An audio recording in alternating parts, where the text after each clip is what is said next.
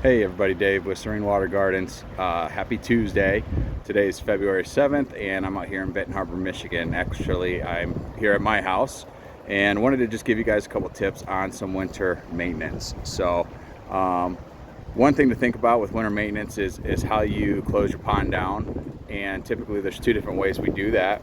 One, we either just leave the pump running, or two, we remove the pump and then we would add an aerator, de-icer, or both.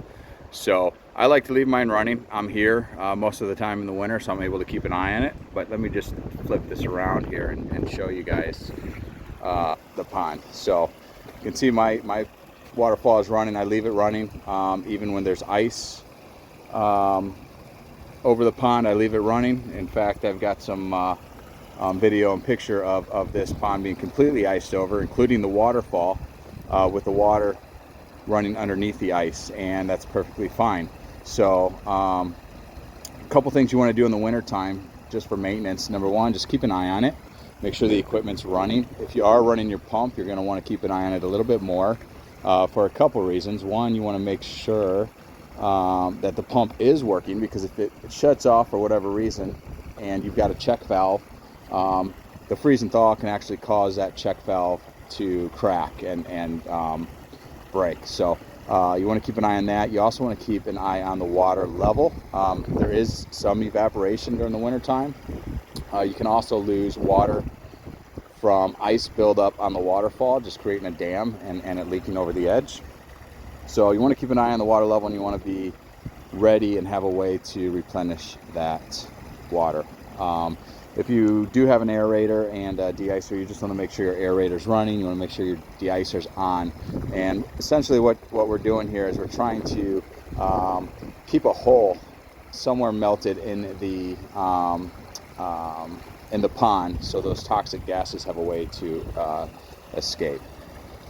So other things we'll do is we'll look around. We'll see floating debris like this. We can come out here and remove some of that floating debris as normal. This pond has a little bit of algae, some string algae attached. I don't worry about that in the wintertime. In fact, that helps keep the water pretty clear. So I just don't mess with that. We'll address that in the spring when we clean it up. But we will come out here, we'll remove some of these leaves. This ice block right here. So we've got this skimmer box here that's skimming the surface of the pond, and you can see this ice block this little patch of ice is blocking things from going in. That's why the leaves are still sitting there.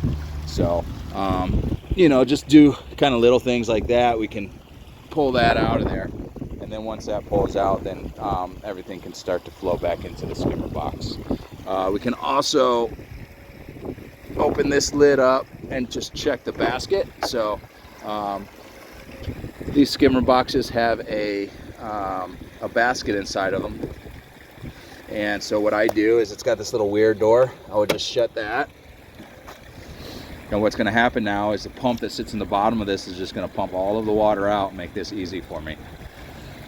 So as that sucks it down, now I can just pull this basket out. You can see all the leaves in there.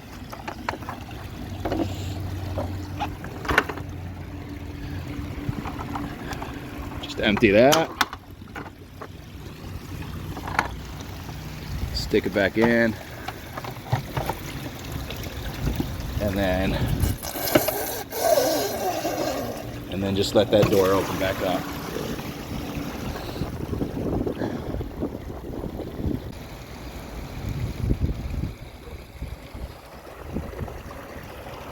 Hey, hope those tips help you guys out. Like I said, not a lot of maintenance involved, just more just keeping an eye on it. But also another thing I wanted to just mention, I get a lot of people asking me what you do with your fish in the winter time. Do you take them inside? What do you do with them? And we've actually found that as long as your water's 2 feet deep or more, then it's not a problem. I know lots of other guys that have been in the business for a lot longer than I have left all their clients koi fish in their pond, and they do fine. They actually go into almost a state of hibernation. There's a more technical word for it. I think it's torpor or something along those lines, but it's pretty much hibernation, to where they're just almost completely dormant.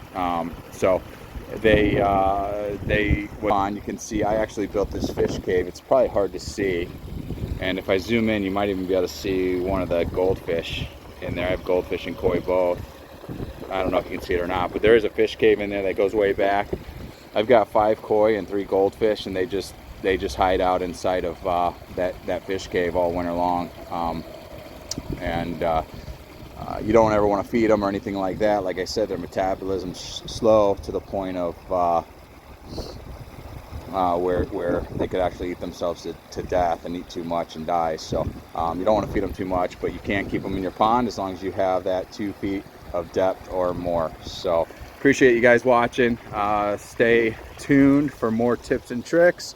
My goal this year is to bring you guys more content that can help educate and teach you guys maybe something that you don't know. So hopefully this helps, and I hope you guys have a great day. Stay warm.